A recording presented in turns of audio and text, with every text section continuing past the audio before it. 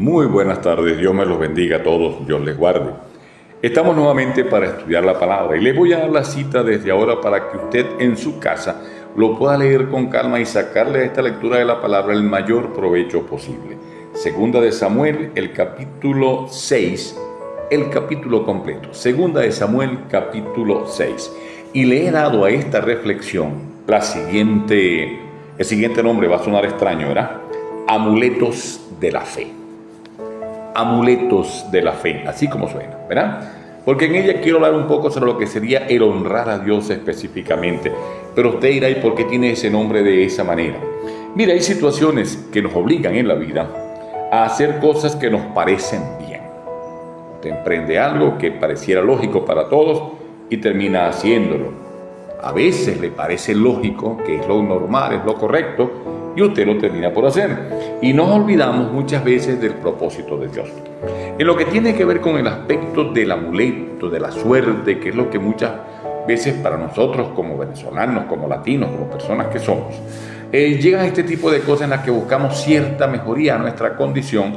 Y si alguien nos dice, mira, tal o cual cosa va a traerte una condición de suerte, algunos les ha dado por colocar detrás de sus puertas algunas que otras cosas, un amuleto.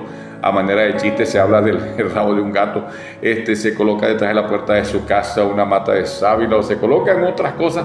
En Navidad las mujeres tienden a ponerse ropa de color amarillo porque esto traería suerte al resto del año. En fin, hay una serie de cosas que nos señalan en ese aspecto. ¿Qué estás haciendo que te trae suerte? ¿Qué cosa? A una gente le dice, usted sí es soltario. Se nos olvidan que nosotros como cristianos el elemento suerte no cuenta. El cristiano no toma en consideración para su vida ni la suerte, ni el destino, ni la casualidad. En toda nuestra vida existe un propósito con el cual Dios se va a glorificar. Pero en este capítulo que te estoy hablando, me consigo una situación donde David, que es el rey, se ve en la necesidad de trasladar el arca de Dios, lo más importante para la fe de aquella gente, y el arca contenía las 2 tablas de la ley con los 10 mandamientos que escribió Moisés, una jarra de oro con una porción del maná y la vara de Aarón que había brotado, los cuales eran los símbolos que ellos tenían como mayor hecho de fe que se había dado bajo el ministerio de Moisés. Aquello lo contenía el arca.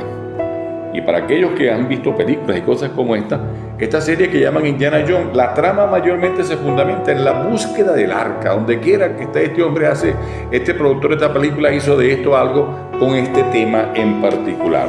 Entonces, David necesitaba trasladar el arca que ya había estado por años en territorio filisteo. Los filisteos lo devuelven y entonces lo dejan en la casa de un hombre que se llama Abinadab. Yo no sé cuántos de los que me escuchan se llamarán así. Abinadab estuvo a su cargo el cuidado del arca que estaba en Kiriot Elón, así es la expresión, ¿verdad? Él fue sacerdote de la tribu de Judá. Primera de Samuel, capítulo 7, versículo 1 al 11 lo dice. Y estuvo en la genealogía de Jesús. Es interesante esto, que este hombre en esta parte ocupa este espacio allí. Estuvo 20 años en la casa de este hombre. El nombre de este hombre significa Padre de la Abundancia, de Abinadab, en la cual estuvo el arca depositada y nada pasó. Todo el tiempo que estuvo allí, estuvo guardada como un objeto más que no tenía ningún valor, que no tenía ninguna importancia. Pero vayamos entonces a la historia. David tenía que traer el arca al territorio de Jerusalén, a la ciudad. 16 kilómetros distaban de allí. Y entonces, él dice la Biblia en este pasaje que consultó con más de 30,000 personas, que le pareciese una especie de una consulta electoral como se hace ahora, referéndum, se pregunta a ver qué hace, todo el mundo dio.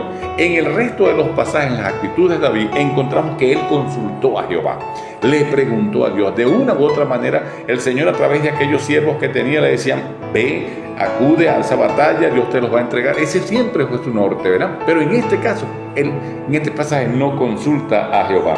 Él quiso traer el arca como era su intención, ¿verdad?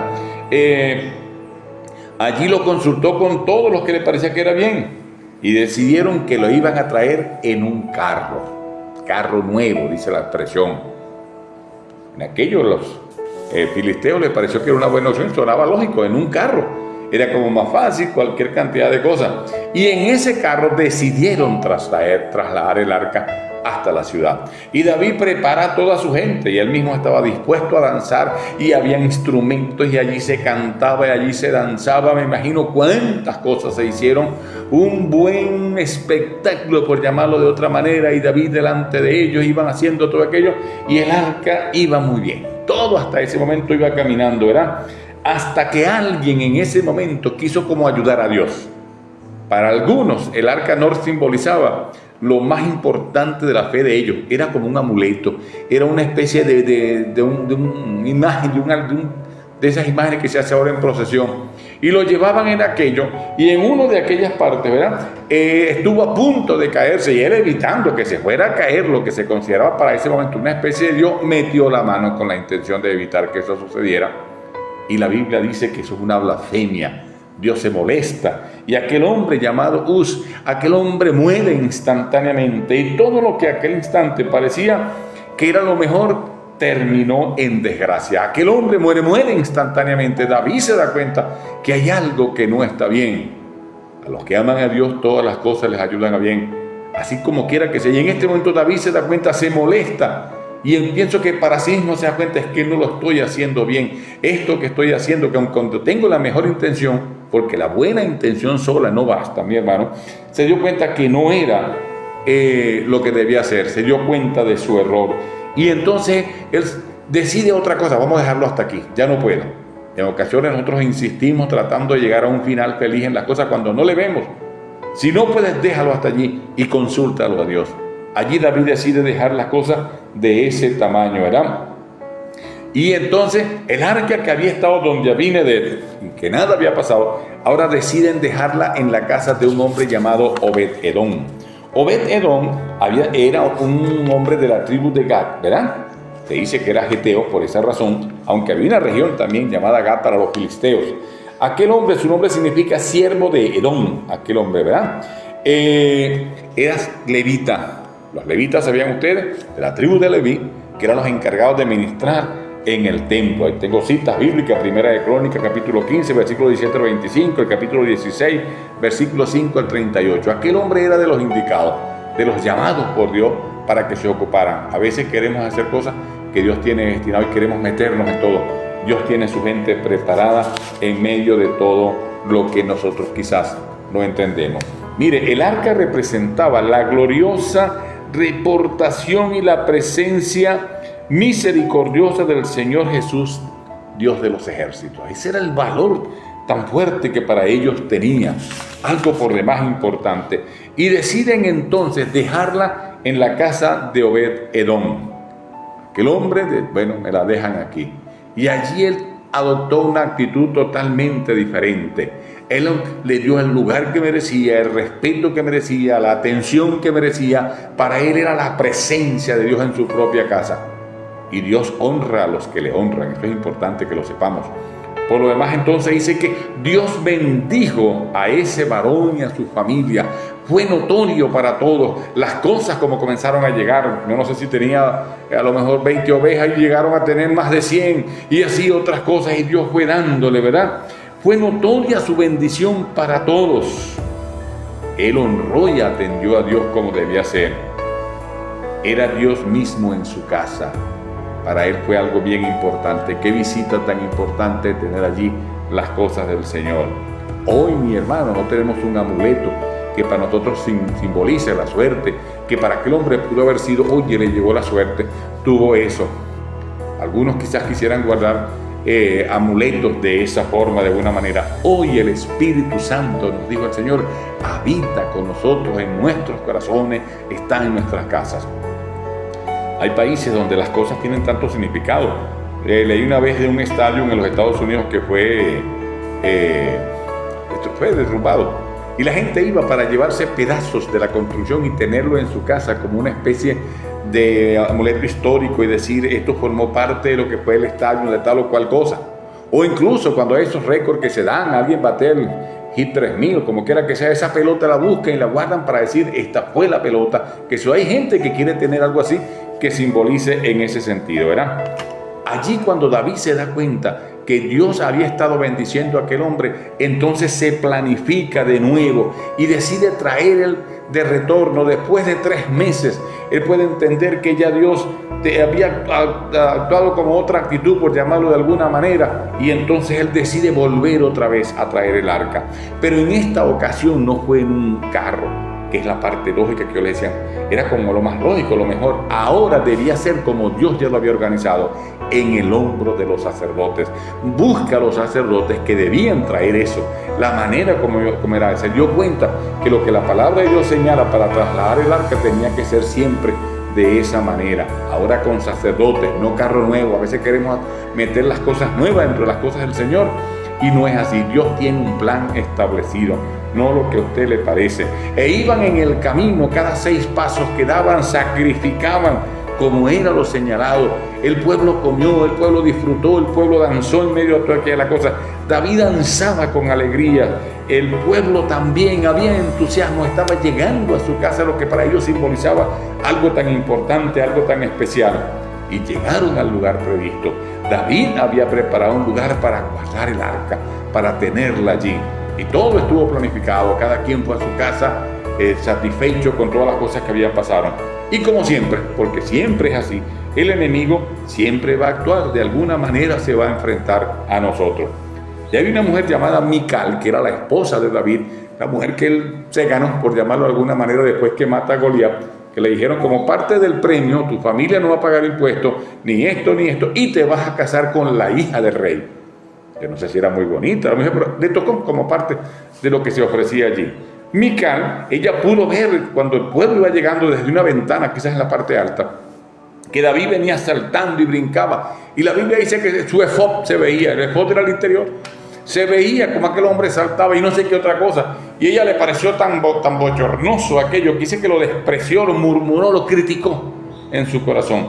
Y cuando David llega, le dice: qué bonito, tú que eres el rey, que vienes en esto, vienes saltando, qué espectáculo tan feo. Ella no valoró el hecho de que el arca estaba llegando a la ciudad, era la evolución de la fe, de la confianza. Ella vio a David como el hombre que venía danzando, haciendo el peor espectáculo, y lo critica. Y David le dice: mira, lo volveré a hacer, es para Jehová. A lo mejor me pondré la peor manera delante de tus ojos, pero lo haré delante del Señor. Y es interesante que el capítulo termina diciendo que aquella mujer quedó estéril, que ya nunca más, no pudo nunca tener hijos. Mis hermanos, causa esterilidad en la vida de nosotros la crítica a la obra de Dios. Causa esterilidad la crítica al hombre de Dios. No te pongas en eso, eso es del Señor. Evita que cosas como esas lleguen a tu vida. Y me llama la atención esta parte. La casa de Abinadab durante 20 años estuvo allí el arca y nunca sucedió. ¿Cuántas veces en tu vida cristiana no das fruto, no das nada? Estás estéril, no tienes la oportunidad de ganarte a una persona para el Señor, de hacer algo que sea de entusiasmo, que sea de alegría para medio de todos. Mira la actitud de Obed-Edom. Aquel hombre actuó de otra manera. Dios se sintió honrado, se sintió satisfecho y pudo bendecir a aquel hombre de una manera tan especial. No tienes que tener un amuleto contigo, guardarlo conmigo. Yo conozco gente, esta era la Biblia de mi mamá, la voy a guardar porque esta es la buena, qué tal y qué sé yo, o tal o cual cosa. No, el cristiano no tiene ese tipo de cosas. Alabamos y bendecimos a Dios. Es más, los espacios que usamos, que a veces tenemos lo que yo he llamado templolatría, por el templo guardamos una adoración, una cuestión, ni siquiera eso se va con nosotros al cielo, eso se quedará acá. El templo eres tú, en ti habita el Señor, el arca de Dios de alguna manera está en tu vida, eres tú, allí está el Espíritu Santo. Haz de ti algo tan especial, que Dios derrame bendición todos los días. Dios puede usarte de una manera tan asombrosa, tan maravillosa, en la cual nosotros podamos sentir que de verdad Dios está actuando de una forma tan especial. Mi hermano, es importante que honremos a Dios, al Todopoderoso, con nuestras vidas, con nuestros dichos, con nuestros hechos. Esa arca está en nosotros, el Espíritu Santo, Dios mismo. Honremos al Señor donde quiera que estemos, en el mejor espacio, en el mejor lugar. Hagamos como Obed-Edom, démosle el respeto, démosle la honra, démosle el tiempo al Señor. Honremos al Señor en medio de todo y veremos la bendición de Dios todos los días. Te lo digo con experiencia, no soy un hombre que ni siquiera tengo un carro. Pero Dios ha provisto, Dios ha bendecido en medio de todo. Y te lo digo a ti, honra a Dios con tus dichos, con tus hechos, y verás la bendición. No tomes el ejemplo de Mical, que aquella mujer lo que hizo fue criticar. A lo mejor vas a tu iglesia y no me gusta esto y no me gusta aquello, y entonces adoptas la misma actitud de Mical y eso te hace estéril. No ves la bendición de Dios por ninguna parte.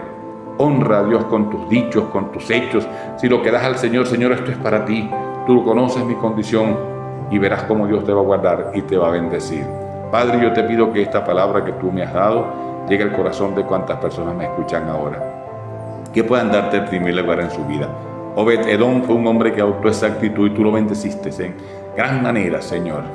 Bendice la vida de todos cuantos te escuchan esta palabra, que haya un cambio de actitud, que comencemos a honrarte con nuestros dichos y con nuestros hechos, y que comencemos a andar en una búsqueda de Dios totalmente. Para ti sea la honra y la gloria, en el nombre de Cristo. Amén. Mis hermanos, dejo esta reflexión con ustedes, que siento que me la dio y la compartí con ustedes hoy, con mi iglesia esta mañana. Espero que Dios los honre en medio de todo.